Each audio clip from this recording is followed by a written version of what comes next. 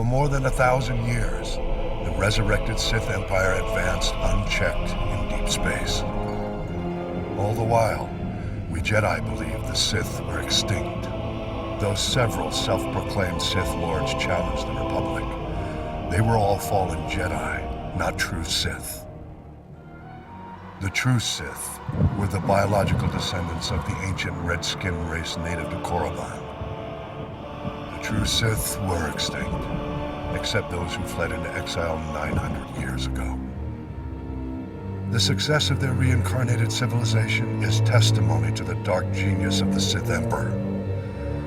But the dedication of the Imperial people must be acknowledged as well. In our brief glimpses into the Empire's secret history, one name stands out: Grand Moff Odile Viken, the founder of the modern Imperial military. As a child, Viken was one of the few hundred survivors who fled the carnage on Korriban at the end of the Great Hyperspace War.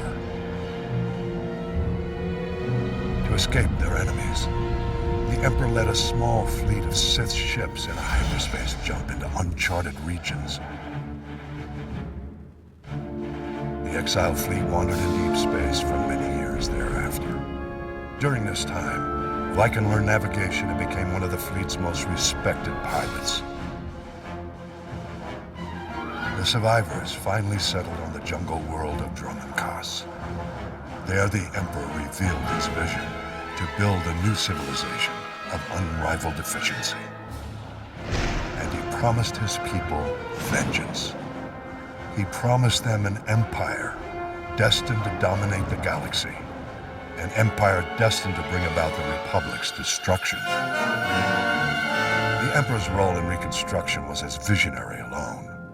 He's said to have withdrawn into isolation and left the logistics to a newly formed Dark Council and to loyal Imperial leaders like Odile Viken. While the Dark Council debated long-term plans in the Sith power structure, the young Viken took on the monumental task of establishing order. Viken drafted every non-Force user of age into the new Imperial military. He then developed the Imperial Military Training Regimen that remains to this day. With his army well-trained, Viken led a campaign to carve a footprint into the wilderness of Dromund, to create room for the Empire's new capital to flourish. Records suggest that during the campaign, he personally slew a rabid Tarantatak on the site where the Imperial Citadel stands today.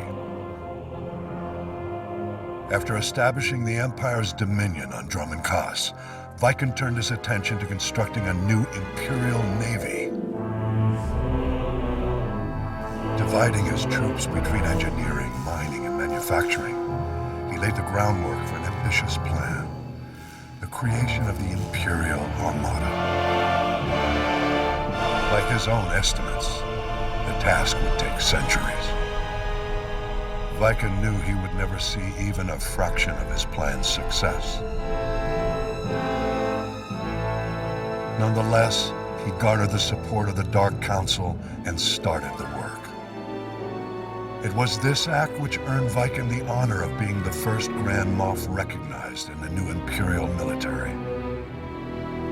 Grand Moff Viken was eventually killed during an Imperial campaign to conquer an alien system in deep space. He died in battle on the bridge of a prototype Star Destroyer, a fitting end to the first Imperial Grand Moff. Though Viken was lost all those centuries ago, his plan and his name lived on to inspire countless generations who marched under the Imperial banner. Viken's story represents the surprising loyalty the Imperial citizens show to an empire in which they will always be subservient to the Sith.